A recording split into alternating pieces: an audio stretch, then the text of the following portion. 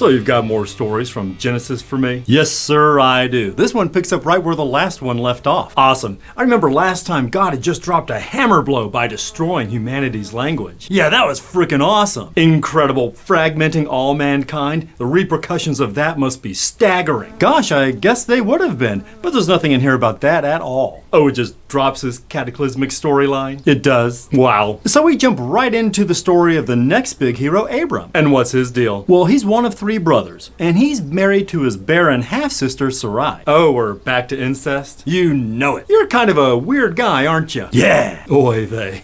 So what happens to these two? Well, God tells Abram that he's the guy, and he's going to have just a ton of descendants, even though Sarai is barren. Yes, and God gives him the promised land for everyone to live in. Okay, and what's this promised land like? It sounds lush and peaceful. Oh no.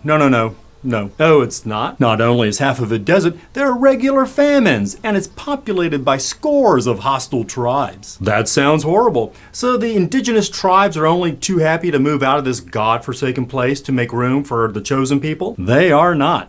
You see, when I said God gives the land to Abram, what I really meant is that he instigates 3,000 years of warfare over it. That sounds like a pretty crappy gift. Couldn't God just poof an Eden-like region into existence for Abram and his descendants to move into? Of course, he's God. It'd be super easy, barely an inconvenience. But he doesn't? No. Huh.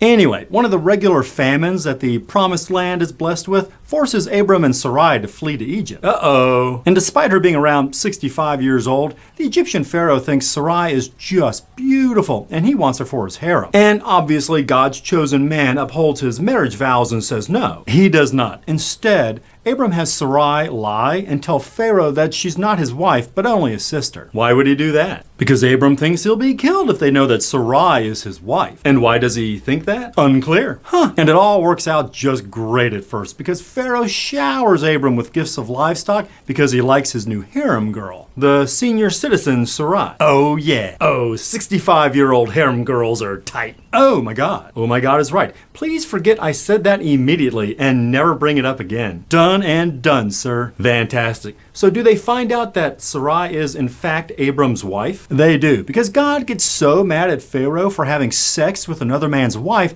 that he afflicts Pharaoh and his household with terrible diseases. So you're telling me God punishes Pharaoh for unwittingly having sex with a married woman, but he's okay with Abram knowingly pimping his wife? That does appear to be the case, sir. I sometimes think you are deliberately testing my credulity. I am not. This is actually in here, and we are required to believe that these are the decisions of a supreme being. What a mysterious being he is. Yes, he is. So anyway, when Pharaoh realizes his family's afflictions are the result of Abram's lies, he gets mad. Uh-oh, sounds like curtains for Abram. You'd think so, but nope. Pharaoh just gives Sarai back to Abram, and Abram's allowed to leave with all the gifts he's received. So Abram's fears of being killed because Sarai is his wife were completely unfounded. They were. Wow, he caught Pharaoh in a very good mood. He sure did. So what happens next? Well, Abram and Sarai head back to Palestine. What happened to the famine? What are you talking about? You know, the famine that drove them to Egypt in the first place. Oh, that one. It's never mentioned again. Oh, a very forgettable famine. It is, because Abram has bigger worries on his mind, like how he's going to have some descendants. It's going to be hard to make that happen, what with his advanced age and Sarai being barren. Oh, absolutely. So does God step in to help? Eventually he does. But for now he goes the low-tech route by having Sarai, give her handmaiden Hagar to Abram for sex. What? She does what? Sarai gives her slave to her husband. The patriarch of the house has a slave presented to him for breeding. Indeed he does. With such a disparity in social ranking, isn't it impossible for Hagar to give voluntary consent in this situation? Well, see, here's the thing about God's attitude toward women giving consent.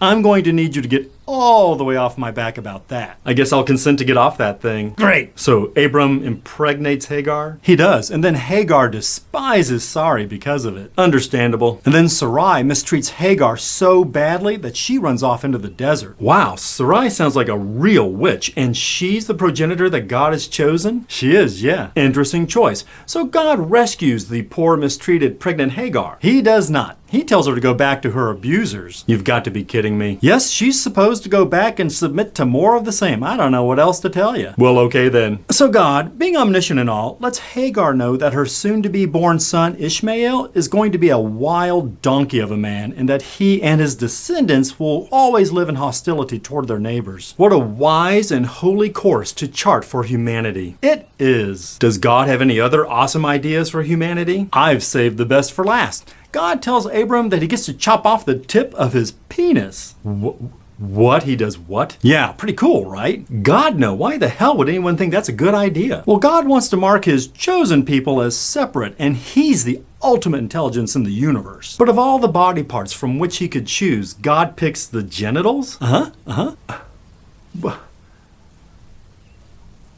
Hasn't it been established that people aren't supposed to be displaying their private parts? Absolutely. So what is the point of marking people where you can't see it? Wouldn't it make more sense to mark an exposed area of the body, like, say, an earlobe or a nose or any other part of the body that isn't rich in sensitive nerve endings? Well, that does sound sensible and way less painful, but he's going with the foreskin mutilation. Any other genius ideas? God renames Abram to Abraham and Sarai to Sarah for some reason. Sure, that might as well happen. And so yeah, that's about it. What do you think? Well, I guess I was on board right up until the end, but this genital mutilation thing is going to push this belief system to the fringe.